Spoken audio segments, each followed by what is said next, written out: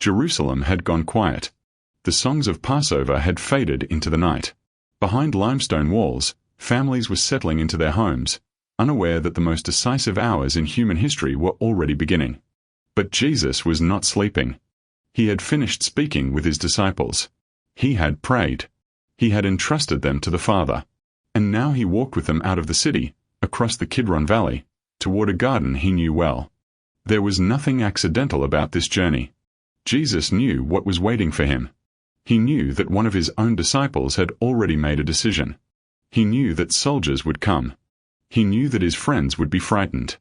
He knew that within hours he would stand before rulers, be condemned, and be handed over to be crucified. And still, he walked forward. That is where John chapter 18 begins. Not with Jesus running from danger, but with Jesus moving toward it. The night air was cool. The stones beneath their feet were uneven. The city lights remained behind them as the group descended toward the darkness of the valley. The disciples followed. Perhaps they still did not understand what Jesus had been telling them. He had spoken repeatedly about leaving, about suffering, about a kingdom they could not yet understand, about a future they could not see. But now his words were becoming reality. They crossed the Kidron. On the other side was a garden. John tells us that Jesus often met there with his disciples. It was not an unknown place. It was familiar ground. And that detail matters. Because Judas knew it too. Judas did not have to search for Jesus. He knew exactly where to find him. The betrayer was coming to the place where Jesus had often gone with his friends. And this time, Judas was not coming alone. A detachment of soldiers came with him, together with officials from the religious authorities. They carried lanterns, torches, weapons. The light of their flames moved through the darkness. Imagine the contrast. A quiet garden. Olive trees. Sleeping Jerusalem in the distance. And then, through the darkness, a procession of armed men. The sound of footsteps. The movement of metal. The flickering of firelight between the trees. The night had changed. But Jesus was not surprised. John tells us something remarkable. Jesus knew everything that was about to happen to him. And knowing it, he stepped forward. He did not wait for them to find him. He went out to meet them. The soldiers and officials were searching for one man. Jesus looked directly toward them. And he asked a simple question. "Whom are you seeking?" They answered, "Jesus of Nazareth." And Jesus said, "I am he."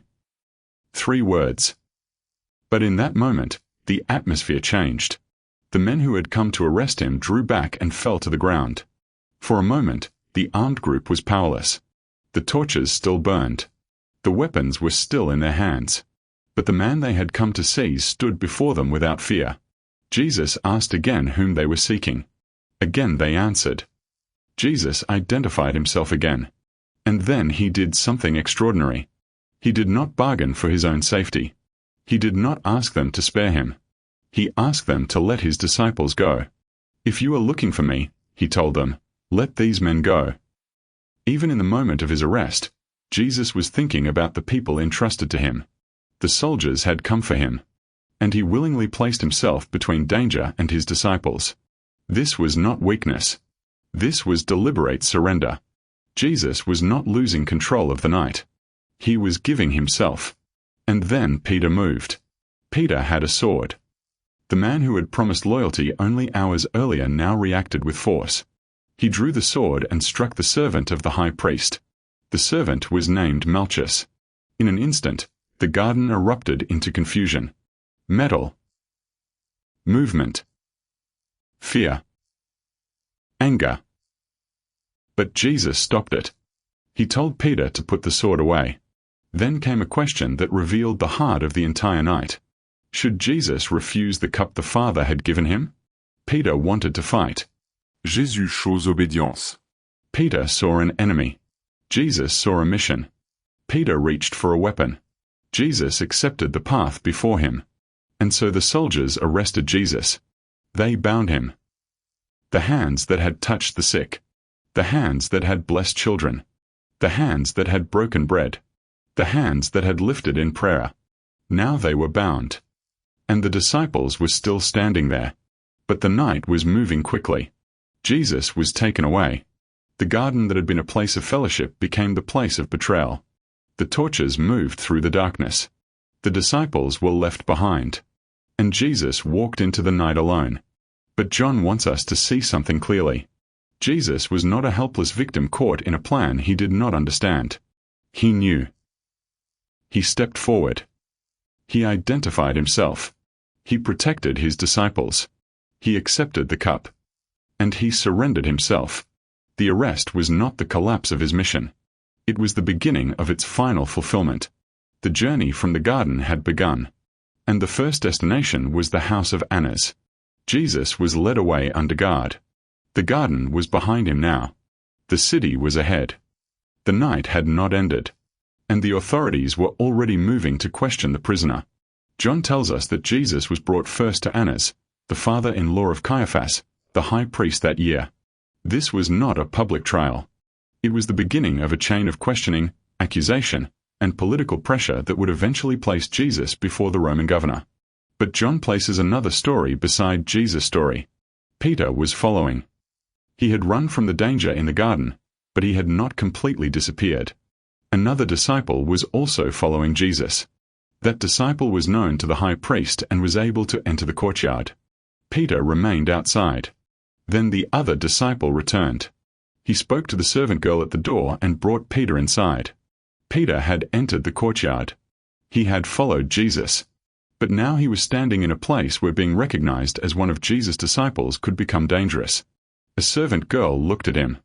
She asked whether he was one of Jesus' disciples. Peter answered, "I am not." It was a small sentence, but it carried enormous weight. Only hours earlier, Peter had been confident. He had spoken about loyalty.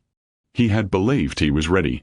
Now, under the cold night air, beside a fire in a courtyard, he denied knowing Jesus. The contrast is painful. Jesus stood inside, facing questions. Peter stood outside, trying not to be associated with him. One was accepting the consequences. The other was trying to avoid them. John then brings us back to Jesus. The high priest questioned him about his disciples and his teaching. The question was not simply about information. It was an attempt to establish a case. But Jesus did not respond like a frightened prisoner. He reminded them that his teaching had never been secret. He had spoken openly. He had taught publicly. He had spoken in synagogues and in the temple. If they wanted evidence, they could ask those who had heard him. Jesus refused to create a secret defense. His ministry had been visible. His words had been spoken openly. His life had been lived in public. Then something brutal happened. An official struck Jesus in the face. The prisoner was slapped for answering the high priest. But Jesus did not respond with rage. He did not retaliate. He simply asked why he had been struck. If he had spoken wrongly, they could identify the wrong. But if he had spoken truthfully, why strike him? That question exposes something deeper. The violence was not evidence of guilt. It was evidence of a process already turning toward condemnation. Jesus remained composed. His dignity did not depend on the dignity of those around him. He could be struck without becoming violent. He could be accused without becoming dishonest. He could be humiliated without surrendering his identity. Then Annas sent him bound to Caiaphas. The prisoner moved from one authority to another. And outside, Peter was still near the fire. John tells us that it was cold. That detail almost seems insignificant. But it is one of those small details that makes the scene human. The servants and officials were warming themselves. Peter stood with them. A fire burned in the darkness. Faces were illuminated by orange light. And Peter was trying to disappear among them. He had followed Jesus into the courtyard. But he did not want anyone to know that he had followed him. Then the question came again. "You aren't one of his disciples too, are you?" Peter denied it. Again. "I am not." The first denial had been a moment of fear. Now it was becoming a pattern. Jesus was being questioned because he had openly taught the truth.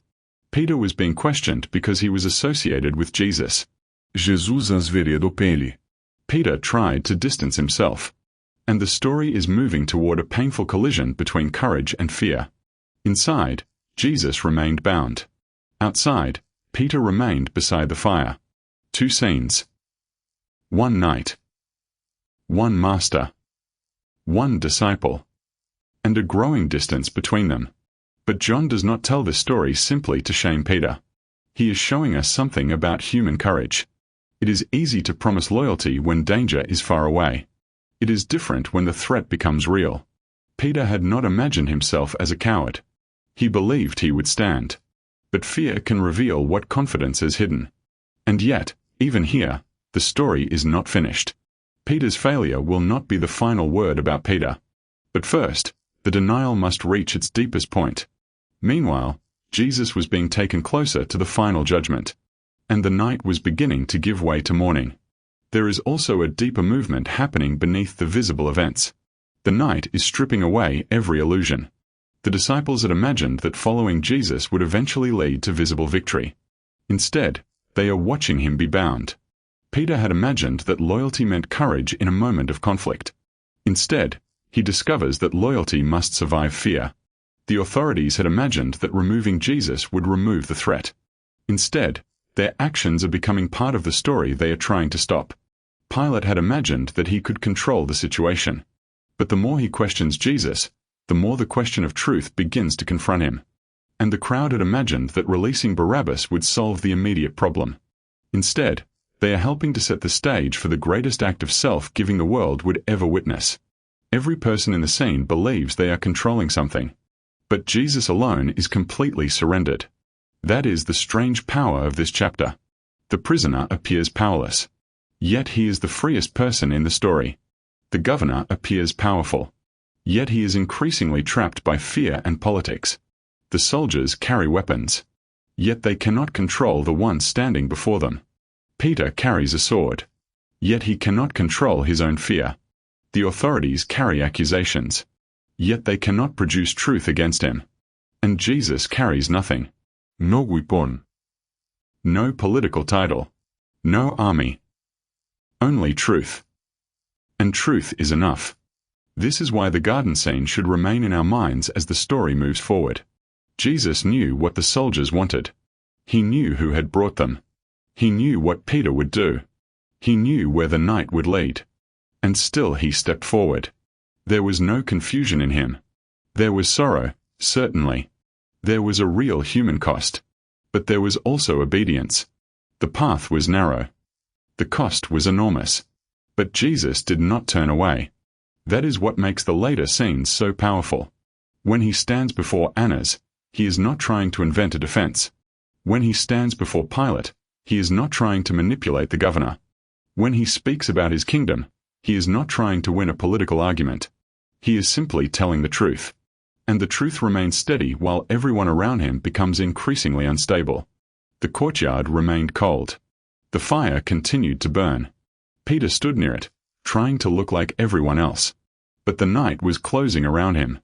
Someone asked again whether he belonged to Jesus. Peter denied it. Then another voice recognized something familiar. A relative of Malchus, the servant whose ear Peter had cut off in the garden, challenged him. "Didn't I see you with him in the garden?" Now Peter was trapped by his own actions. Someone had seen him.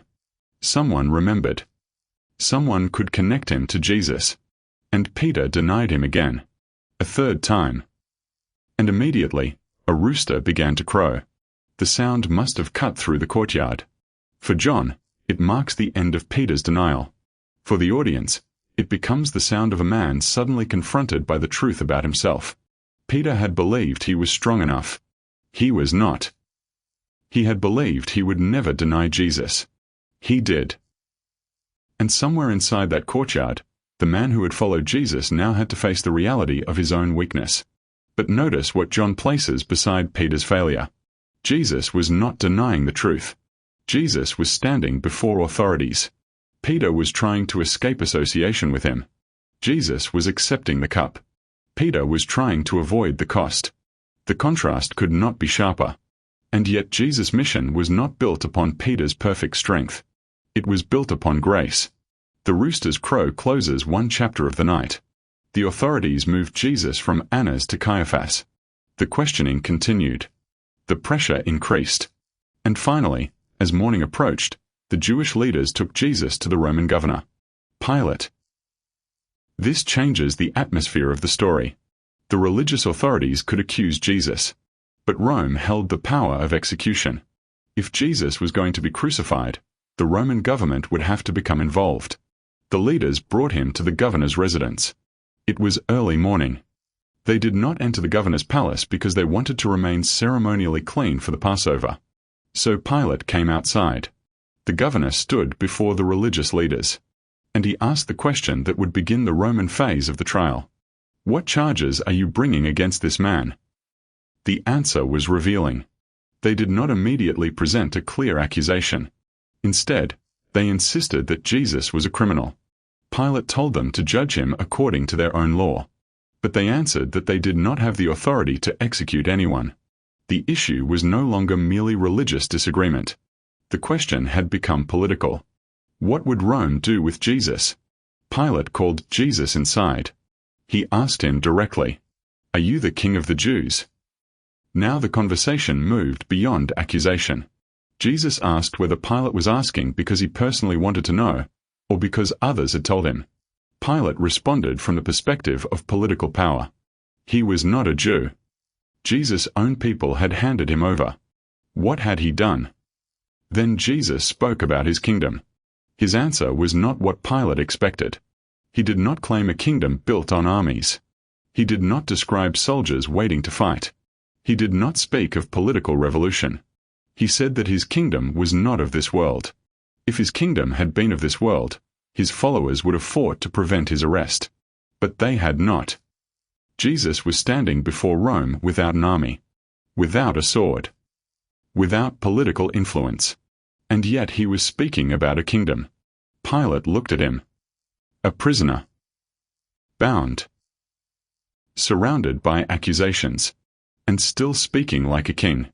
Pilate asked whether Jesus was a king. Jesus answered that he was born for this purpose. He came into the world to testify to the truth. And everyone who belongs to the truth listens to his voice. Then Pilate asked the question that has echoed across history. What is truth? It is one of the most haunting questions in the entire gospel, because truth was standing directly in front of him. Pilate was looking at truth. He was speaking to truth. And yet he did not seem to recognize it. Outside, the crowd waited. Inside, the governor questioned the prisoner. Between them stood a decision that would shape history. And the irony became deeper. Pilate did not find Jesus guilty of a crime deserving death. Yet political pressure was building. The leaders had brought Jesus because they wanted a verdict. Pilate wanted to release him. But the crowd had another demand. A prisoner could be released during the Passover according to the custom described in the Gospel. Pilate offered them a choice. Jesus. Or Barabbas. Barabbas was a man who had been involved in rebellion. A prisoner. A man associated with violence. And now the crowd had a choice. The innocent teacher. Or the rebel. The man of peace. Or the man of violence. Jesus. Or Barabbas. And the crowd chose Barabbas. The irony is almost impossible to miss. The innocent one stood where the guilty man should have stood. The guilty prisoner was released. The innocent prisoner remained. And the path toward the cross opened wider. John chapter 18 ends with that terrible choice. But there is another question beneath the entire scene. Why did Jesus not defend himself? Why did he not escape? Why did he not call his disciples to fight? Why did he not use the authority he clearly possessed? Because the night was not taking Jesus somewhere he did not want to go. He was walking toward the purpose he had already accepted. The arrest.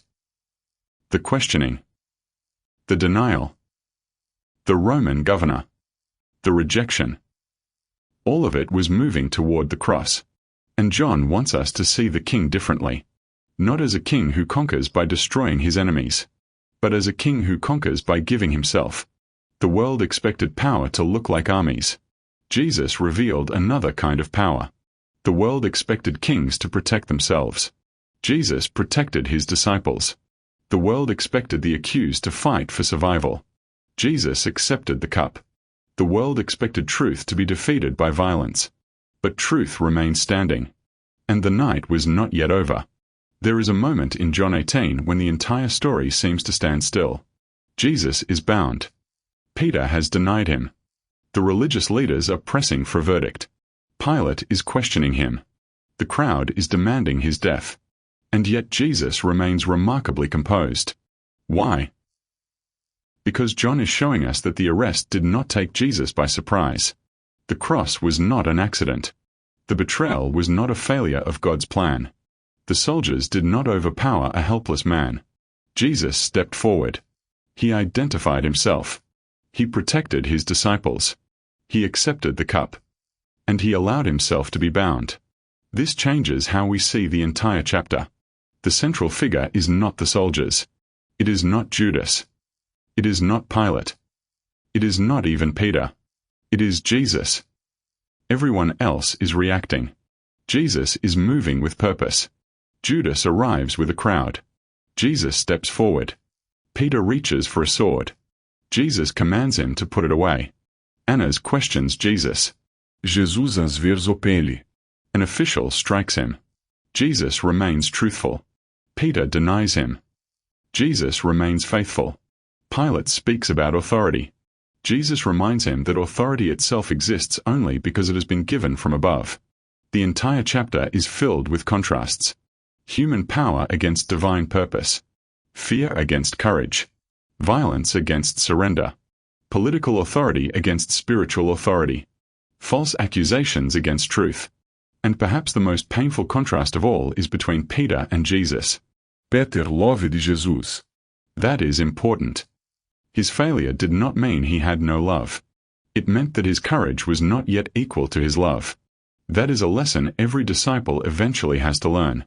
Good intentions are not the same as spiritual strength. Promises are not the same as endurance.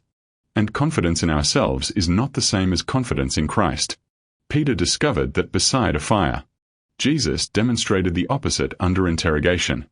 Peter said, "I am not." Jesus continued to testify to the truth. Peter tried to protect himself. Jesus protected others. Peter feared what might happen to him. Jesus willingly accepted what was coming. Yet the gospel does not end Peter's story with the rooster. The failure becomes part of his transformation. The man who denied Jesus would later become one of the central witnesses of the resurrection. The man who once reached for a sword would learn another kind of courage. The man who thought he was strong enough would discover that strength must come from somewhere deeper than self-confidence. That is one reason John 18 remains so powerful. It is not simply the story of Jesus being arrested. It is the story of what happens when human weakness collides with divine faithfulness. And divine faithfulness does not collapse. The night also reveals something about the nature of Jesus' kingdom. Pilate asked about kingship. Jesus did not deny that he was a king. But his kingdom did not operate according to the logic of earthly kingdoms. Earthly kingdoms survive through force. Jesus' kingdom advances through truth. Earthly kingdoms defend themselves with weapons. Jesus' kingdom calls his followers away from violence. Earthly rulers protect their position. Jesus gives himself for others. That is why the garden matters. Peter thought the solution was a sword. Jesus knew the solution was obedience. And this does not mean Jesus was weak. The moment in the garden had already shown his authority. The soldiers had fallen backward when he identified himself. The one who could have resisted chose not to. That is very different from being unable to resist. His surrender was voluntary. His obedience was deliberate. His love was costly. And that is the heart of John 18. Jesus knew. Jesus went forward. Jesus surrendered. Jesus remained faithful. And the world began to move toward the cross. There is another detail worth remembering. When the soldiers came, Jesus' first concern was for his disciples. He told them to let the disciples go. The shepherd stood between his sheep and the danger. That theme would become even clearer later in John's Gospel. But already, in the garden, the pattern is visible. Jesus gives himself. Others are released. The innocent one is bound. The guilty are allowed to go free. That pattern reaches its ultimate meaning at the cross. But John 18 gives us the beginning of it. And then there is Barabbas. The crowd wanted the rebel released. Jesus remained. The guilty man walked away. The innocent man moved toward crucifixion. The gospel does not explain every theological implication in that moment, but the image itself is powerful. One man walks free. Another man is handed over. And the name of the free man becomes a reminder of what grace looks like. Someone else takes the place. John 18 is therefore not merely a chapter about darkness. It is a chapter about substitution beginning to take shape. The night is almost over. The first light of morning is approaching. Jesus has passed from the garden to the authorities. From the authorities to the governor. From the governor to the crowd's decision. And the decision has been made. Barabbas will go free. Jesus will remain. The road ahead is now unmistakable. The cross is no longer distant. It is approaching. But before we leave this chapter, look again at Jesus. Not defeated. Not confused. Not running. Standing. Bound hands. Calm face. Truthful words. A kingdom unlike every kingdom the world has known. And a mission he will not abandon. The night began with Jesus crossing the Kidron Valley. It ends with him standing before the machinery of Roman power. Between those moments, betrayal happened. Fear appeared. Violence erupted. A disciple denied his master. A governor questioned truth. A crowd chose a prisoner. And through it all, Jesus remained faithful. That is the mystery at the center of John 18. Human beings were making choices. But God's purpose was moving forward. The betrayer chose. The soldiers chose. Peter chose. The authorities chose. Pilate chose. The crowd chose. And still, Jesus continued toward the cross. The world thought it was putting him on trial. But John quietly turns the scene around. Jesus was not ultimately the one being judged. The hearts of everyone around him were being revealed. Judas revealed betrayal. Peter revealed fear. The authorities revealed hatred and control. Pilate revealed political compromise. The crowd revealed the volatility of public opinion. And Jesus revealed faithfulness. That is why this chapter should not be watched merely as an ancient arrest scene. It is a mirror. What happens when truth stands in front of us? What happens when following Jesus becomes costly? What happens when fear asks us to hide? What happens when power gives us the opportunity to compromise? What happens when the easier choice is not the faithful choice? John 18 forces those questions upon us. Because the same Jesus who stood in that garden still calls people to follow him. Not merely when following is easy. Not merely when faith is admired. But when the night is cold. When the crowd is hostile. When fear is close. When the cost is real. Jesus did not promise his disciples a life without danger. But he showed them what faithfulness looks like inside danger. And he showed it first with his own life. The final image of this chapter is not the soldiers. It is not Judas. It is not Peter. It is not Pilate. It is Jesus. The King standing before the world. The truth standing before power. The innocent one standing where the guilty should have stood. And the road ahead leading toward Calvary. The night is ending. Dawn is coming. But the darkest hours are still ahead. Jesus has been arrested. Peter has denied him. Pilate has heard his voice. The crowd has chosen Barabbas. And now the King is being led toward the cross. The story continues.